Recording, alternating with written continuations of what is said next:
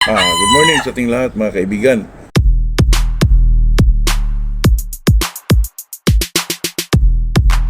Dito na naman tayo sa ating usapang magmamanok po. Ito enjoyment lang. Talagang pampasaya lang mga kaibigan. Itong sa atin ay talagang ano lang po. Talagang tungkol sa manok lang at saka gusto ko masaya tayong lahat mga kaibigan.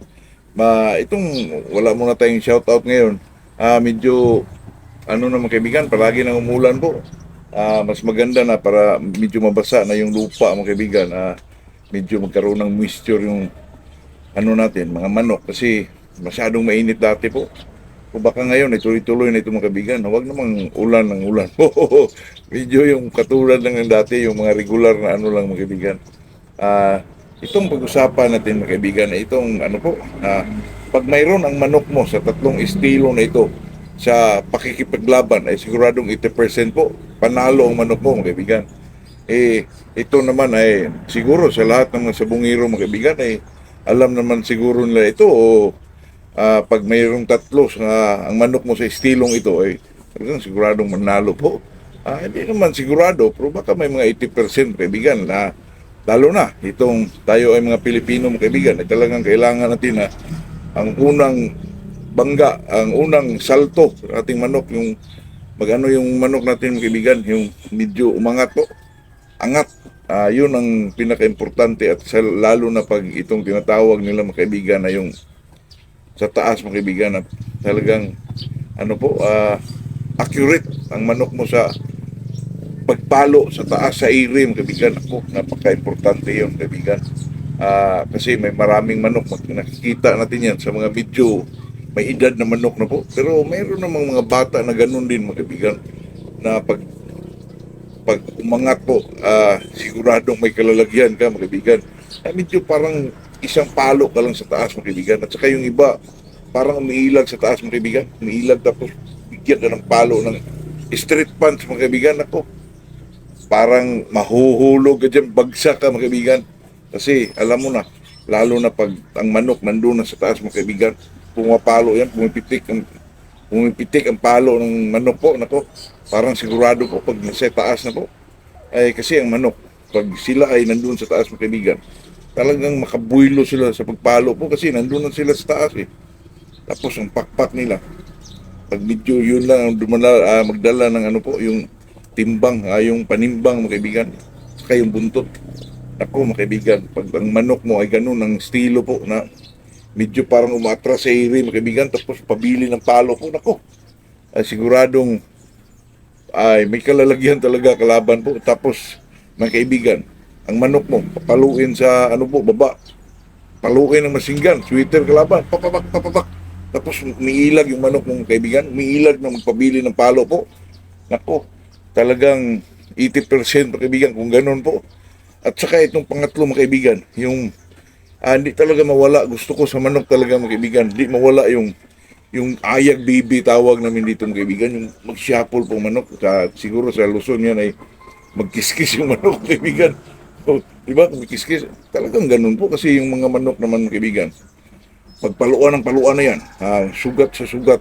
Mga na po, yung sugat ng mga manok mga kaibigan. Tapos dapaan na sila mga kaibigan. Yung talagang po, gusto natin, gusto ko na ang mga manok ay manok na medyo may ganito po na last breath nila or parang katapusang hininga mga kaibigan ba na talaga gusto natin na may mga ayag talaga, ayag, kiskis, shuffle. Kailangan yun ng manok mga kaibigan na pang-last nila po na kailangan talaga nila yun.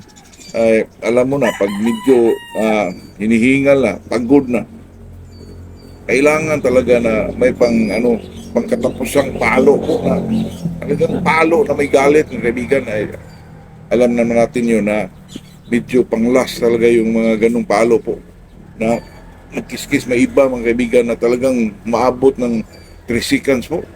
Totoo yan, hindi siguro po. Hindi siguro, baka sa akin mga kaibigan talagang may nakita ko dyan sa sabungan na maabot ng 3 seconds na nag-aayag po.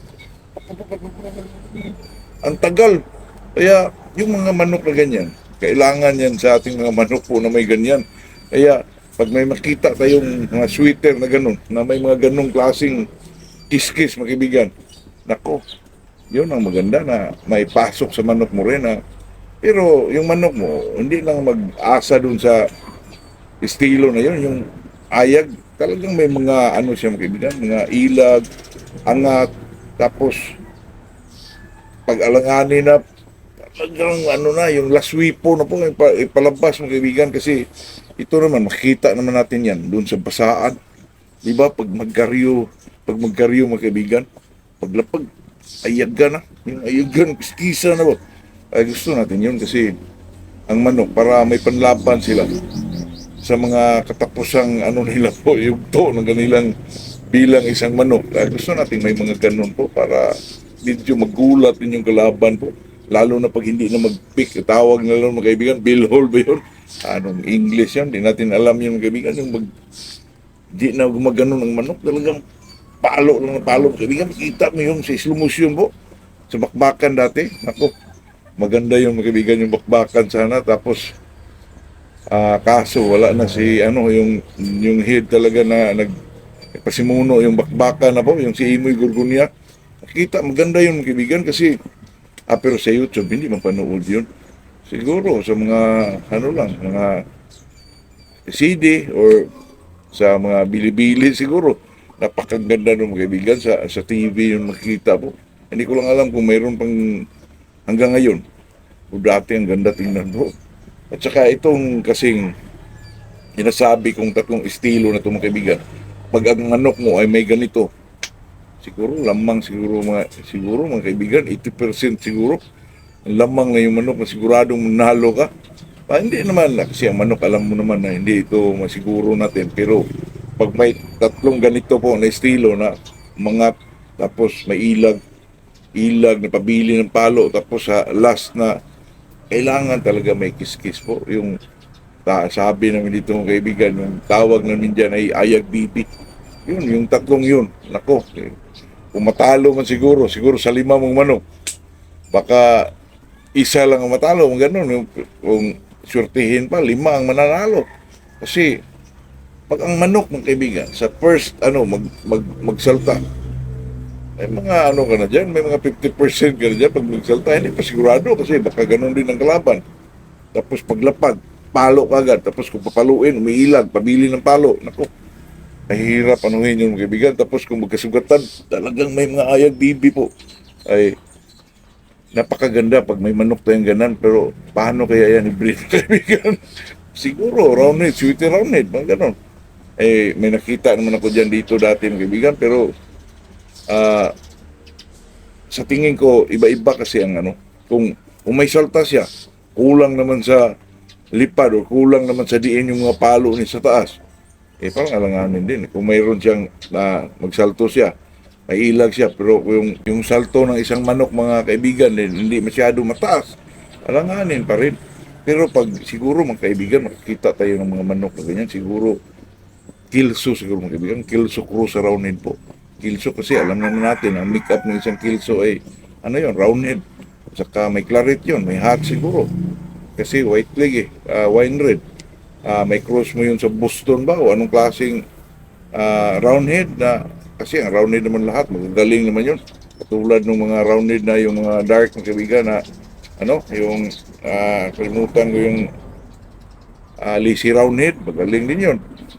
Pag may pasok mo yun sa isang kilso na, alam naman natin na may roundhead yun, talagang makikita tayo na, alam mo mga kaibigan, may mga palo kasi na, di ba, makita natin yung manok na, nakaupo, puk, tapos may segunda pa, di ba mga kaibigan, iba din yung ganun, yung kiss-kiss po. Makita natin yun sa mga, pag itong kilso nun, may claret, may hat siguro din yun. Kaya maganda sila pare sa, lalo na pag wine red yung kilso mo, may pares mo dun sa busto na white leg din, wine red din. Kaya yung mga garigilya mga kaibigan, napakaganda siguro. Sa atin lang dito mahirapan tayo kung gusto natin ng ako nga mga kaibigan wala akong roundhead pero gustong gusto ko po ang roundhead mga kaibigan dati nakahawak mo yan pero ngayon na time ngayon. Hindi ako po gusto ko nga magkaroon ng ganyan, mga kaibigan. Gusto ko maganda yung Boston kasi ang pormahan, mga kaibigan. Talagang parang sweater pero medyo naiba na kasi yung mga manok na rounded ngayon. Pero yung mga, mga kaibigan, yung iba na sinasabi nilang yung, yung isa, yung lazy roundhead, maganda din yan. Kung sa pakalam ko, mga kaibigan, may mga, ang original, yan, yung original lang lazy roundhead po, medyo squirrel tail, mga kaibigan. Pag ganun sa ulo, pero siguro naiba na rin kasi ang mga breeder, talagang binago nila yung kung ano yung mga mali na isang manok, baka ganun. Pero sa mga roundhead, mga kaibigan, kung may pira ka lang, madali ka lang makakuha ng mga Boston yung mga talaga, yung mga legit na galing kay Lancy, Sir Lancy, mga kaibigan, nakita ko yun. Nakita ko rin sa isang breeder vlogger na medyo hindi masyado may mga ilag lang pag na-cross mo maganda, pero yung mga Boston ni Iskulin, hanggang may mga palo, mga kaibigan, totoo yan. Yung mga palo po, hindi ko lang alam. Siguro, baka gusto ko, kung kuha ko ng Boston, doon talaga sa mga Iskulin po. Kasi galing yun kay Sir Lance, na-develop lang. Pinasukan siguro ng 5K. Tapos, pinibreed out po. Baka nag 1.8 na lang, di ko pagaling, mga kaibigan. May mga palo na rin. At saka, gumaganda pa. Nagpupunkan yung iba po. Kaya, maganda sila ihalo sa sweater. Kilso man kasi ngayon. May mga kilso naman, mga kaibigan, na basag na po. Yun lang. Sa atin naman ay bilang isang magmamanok, talagang gusto natin maghanap ng mga maganda at saka magaling po. Bilang isang breeder, ako din sa sarili ko, sabi ni Dink na daw, he don't breed for the colors, mga kaibigan. Yung sa away talaga, yung kagalingan ng isang manok. Pero ako, gusto ko kung mag-breed ako lahat sa kulay, sa mga palo, sa estilo. Parang mga ganun po, para enjoy din tayo kasi pag manok sweater, napakagaling. Kulay, napakagaling din. Ako, parang gusto mo nang tingnan ang manok mo buong maghapon, mga kaibigan. Totoo yan. Kaya itong pagmamanok, tayo yung mahilig nila sa manok. Medyo pampatagal ng stress natin po. At saka masayang masaya tayo kahit pinapanood lang natin yung manok na bakain po. Ako, iba ang po, iba. Kaya medyo pag may problema ka kung medyo ka lang doon, pasyal-pasyal ka lang sa manukan mo, tingnan mo.